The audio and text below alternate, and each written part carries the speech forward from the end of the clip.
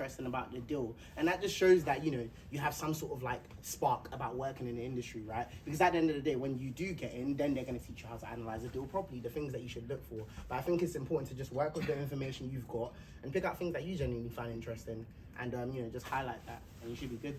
And just to add actually from Stephen, you know, in my own bio, I actually said when I was at Warwick, I was editor-in-chief of the Warwick Finance Society's Deal Digest. So this was a student-run magazine that, you know, a bunch of us had created together. We were each assigned a deal to just take a look at over the course of the term. We had final year students that had already done summer internships, secured graduate offers, coaching us through it. So, you know, when I was a first year, I was writing about deals and putting it on my CV, and I think that's, you know, I wrote about an industrials deal, like an ITC deal, something like that. And then a year later was doing a summer internship in JP Morgan's UK industrials floor. So, you know, take your own initiative as well. Like, this is a very sizable audience. You guys, nothing stops you from creating your own magazine, assigning tasks, and actually doing that research in deals, you know, quite seriously. And it will definitely pay dividends down the line. One thing I would add on that is also be a bit smart with the research which you're doing. So I'll give an example from my own experience. So we've all been through interview experience, and part of going through interview experience is that, mind my language, you might be a bit shit at first, and then you're gonna get a bit better. The more you do, you'll improve. So in my own experience, I was interviewing for a Canadian middle market investment bank. Well, RBC, it wasn't RBC, but it was a rival of theirs. And in the interview, I remember, I was pressed for time. I was just trying to get as much. I had a few interviews that week, had other things to do, just trying to get as much preparation as I could. And I went into the interview. I had a few deals prepared from what they had done, but all of my deals were from the other side of the pond, from North America. Now, I'm not interviewing for an office in Toronto. I'm not interviewing for an office in New York. I'm interviewing for the London office. So the guy asked me, he's like, do you have any deals? And I'm like, yeah, I've got deal 1, deal 2, about deal 3. He's like, oh yeah, no, that's nice. That's all well and good. Do you have anything that we've done? And I'm there, and how they envisage it. If it's a strategic deal, there's going to be announcements of things like synergies, etc.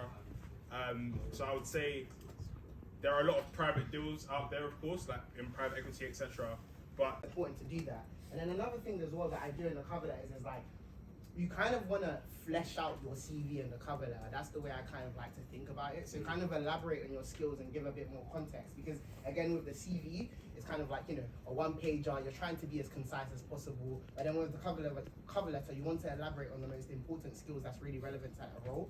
And then another bonus I started doing as well, especially when I was trying to make the transition into like buy side, was that I would find like transactions that these firms have worked on and kind of start to flex my knowledge and kind of talk about why I like the transaction. And that one really gets them going, because when they invite you to the interview, they'll be like, yes, I saw that you like that deal that we... Great summary. Thank you for everyone that contributed with their thoughts.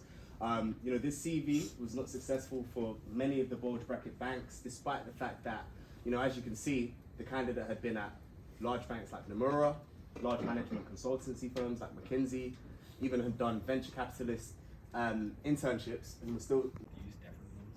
Yeah, on that point of action verbs, I forgot to add it to the deck, but you guys should all definitely search up something called the Harvard Law Action Verbs Checklist, because it's just a list of verbs that you can use for your CVs. So that's a little tip.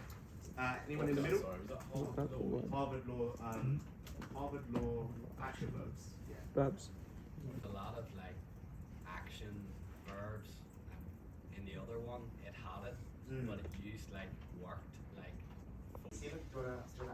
No, yeah, sorry. I just wanted to kind of point out like a few of the points that you guys mentioned. So, for example, as you can see here, even though it's retail experience, you see quantifiable metrics. Like, you know, those numbers there like really show some sort of impact. Here again, you can kind of see percentage numbers. So again, it just kind of shows depth, right? Which is essentially what you want to kind of highlight on the CV as well. So I just wanted to kind of point out, like, you know, this is a really great CV, to be honest. Like, was it, you know, what's on this one? Last month that he secured a Big 4 offer, something that he never really thought he would even out. And that seems so trivial, but like the CV has to read well in the eyes, you know what I mean? So like inconsistencies like that, because ultimately, all of this tedious stuff, it looks fine. Like, so what if there's double space? Like, it doesn't matter. But what you, as you progress like into the workplace, you'll realize that there's a reason that they look out for this stuff. So let's say you get a great banking job, you get a great job in the city. A lot of what you're going to be producing are professional documents, but a lot of the time, if they're going in front of clients, no matter what they are also marketing documents. You're selling something. So to sell something, it has to look appealing, it has to be perfect. If anything is spotted which isn't perfect, no matter what, if you're in a shop, you go for the sandwich that looks nicest. You don't go for the one that looks beaten up. So it has to look perfect. So these small details, they do matter when you're putting your CV together. Get somebody to look over it, print it out, look over it, make sure you have these small things in. And just the alignment, even if you don't spot something, somebody else will. So you've got to have that attention to detail, and that's what you're going to take into your job when you actually do it. So that's why it's something that they're going to look out for. Definitely.